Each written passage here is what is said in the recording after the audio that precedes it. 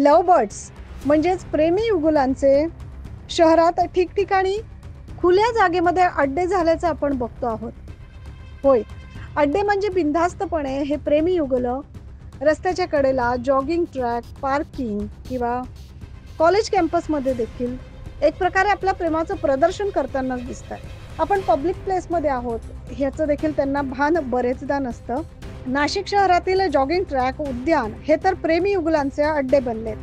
तसेच कायदा आणि सुव्यवस्था पोलिसिंग बाबत थेट जनतेकडूनच प्रतिक्रिया जाणून घेण्यासाठी आणि या लव्ह बर्डच्या तथाकथित प्रेम कहाणी खुलेआम कशा सुरू आहे यासाठी शहर आणि परिसरातील 35 जॉगिंग ट्रॅकवर शुक्रवारी एकाच वेळी 78 वरिष्ठ पोलीस अधिकारी भेट देणार आहेत. यावेळी पोलीस आयुक्त संदीप कर्णिक हे स्वतः गोल्फ क्लब जॉगिंग ट्रॅक येथे सकाळी 7 वाजता भेट देऊन नागरिकांशी संवाद साधणार.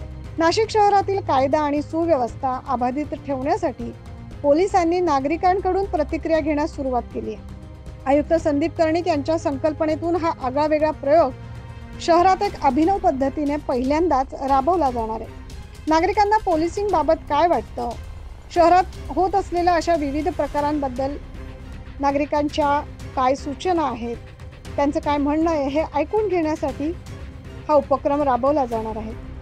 तसंच शहरात ज्या भागात नागरिक राहतात त्या भागात गुन्हेगारी प्रवृत्तीच्या कुठल्या गोष्टींचा त्रासाचा सामना नागरिकांना करावा लागतोय अशा विविध प्रश्नांद्वारे समस्यांची उकल करण्याचा प्रयत्न करणार आहे आणि त्याबाबत नेमकी कशी पावलं उचलायची या संदर्भात हा उपक्रम घेण्यात येणार आहे अशी माहिती पोलीस आयुक्तालयाकडून देण्यात आली आहे.